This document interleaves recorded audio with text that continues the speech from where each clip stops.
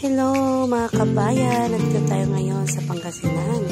Tinayo po natin ang pinakasikat dito na Pigar Restaurant. Kung naririnig nyo po, isa po yung delicacies ng mga Panggalatok. So nandito po tayo located sa Welcome to Manaoag. Pagitan po yan ng boundary ng San Jacinto, Santa Maria, and ng Babasit going to Manaoag. So, dito sa boundary guys, may makikita kayo ditong restaurant sa bungad. Nabubungad sa inyo ang napakadaming masasarap na pagkain. Ayan, marami po kayong pagpipilian dito. So, from seafood, sa gulay, and sa kanilang pinagmamalaking pigar-pigar, and yung klaskas, dinakdakan, and kilawin. Ito guys, marami kayong pagpipilian dito. Marami po ditong siniserve na very affordable naman. And ang kagandahan nito guys, libre yung sabaw. Diba? Sabaw ng pinapaitan, hindi lang basta sabaw yan guys. Sabaw ng kambing na pinapaitan. And dalawang klase yung pinapaitan dito guys. So ayan, kung makikita ninyo, napakalawak ng lugar. So, as you can see, nakikita niyo naman sa billboard, meron pong pigar-pigar. So, tatlong klase, may sizzling, regular, and spicy. So, kapag nagpaluto po kayo, pwede niyo po yan i-request sa chef. O, ito po yung aking pamangkin na may-ari ng restaurant. And ito po yung kanilang chef na napakagaling magluto. Oh my God. So, fresh po yung isa-serve sa inyo. Once nag-order kayo ng pigar-pigar, or yung ibang delicacies nila dito, yan, pwede po kayong mag-request. Kung may gusto po kayong ipa-add sa gulay or sa spices, pwede nyo po yan i-request sa kanilang chef. O diba, saan ka pa feeling VIP ka dito. So, ayan guys, malawak po yung area and napaka-convenient kasi very space-friendly. So, kung marami kayo pupunta dito, perfect ito sa mga magbabarkada. At the same time, guys, sobrang mabilis maubos ang pagkain nila dito. 2:00 pa lang, ubos na.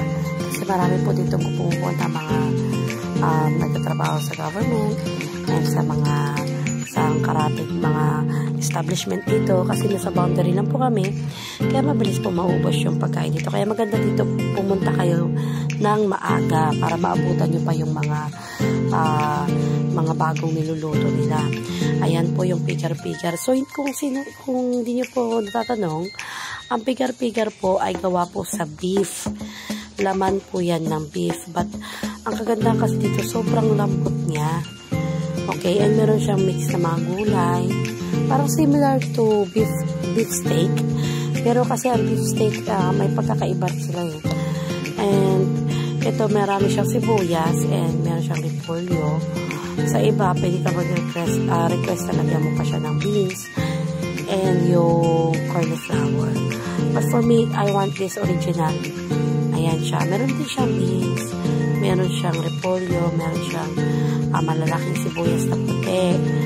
And pag kinain mo talaga, nanunuot talaga yung lasa. Sobrang lambot ng beef. Actually, ginagawa ko rin naman to pero hindi ko talaga makuha yung perfect taste nito eh. Kaya talagang sabi ko gusto ko talagang lumayo sa Dagupan para matikman itong kanilang pigar-pigar, pero meron na pala dito sa restaurant ng pamangkin ko. So, hindi na ako pupunta ng Dagupan. Ang saya nga kasi hindi ka nalalayo pa kasi ang Dagupan is 1 hour from here. So, from Manaoag, 1 hour pang tatravel mo to Dagupan. So, malayo din guys.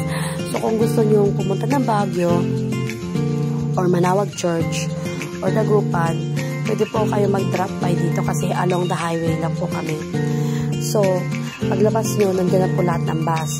Kung going to Manila naman kayo, 24 hours po yung ating bus going to Manila. And meron na rin po diyang bus for Baguio and some other places. Kaya hindi po kayo mahihirapan sa sasakyan kasi daanan po talaga ito ng malalaking bus po going to somewhere. Kasi pang ano po ito traveler area. So, hindi po kayo mahihirapan sa transportation dito kasi marami pong sasakyan. So, hindi nyo na kailangan ano pa ng mga taxi or private car kasi along the highway lang po kami. So, ayan guys, nakikita nyo naman perfect na perfect yan sa masarap na sausawan. Of course, may patis, kalamansi, and sili. Ayan talaga yung nagpapasarap dyan And, meron po tayong pinapaitan. Kung mahilig po kayo sa pinapaitan, tapos inaktakan, ayan, meron din po dito. So, perfect talaga ito sa mga, alam nyo na, sa mga gusto mag-relax from mahabang biyahe. Pwede po kayo mag-drop by dito. Ayan po yung kanilang kilawin. Yung kilawin ng kambing. More on kambing and beef po yung sinuserve nila dito. And yung kanilang pinapaitan is dalawang klase. Meron yung sinampalukan and meron yung original. O, diba? Saan ka pa? So, kung marami-rami kayo, may enjoy talaga ito ng mga magbabarkada, pang-pamilya, and for couple or single travelers here at Pangasinan. And guys, if you enjoying this kind of video, please follow, like, and share na rin po para sa mga marami pang videos na i-upload ko soon sa ating traveling and for more content here in the Philippines and abroad. So, yun lang guys. Maraming salamat. And mangan tayo. Masamsami. So, sirami. Salamat po. Thank you for watching my videos. God bless you all.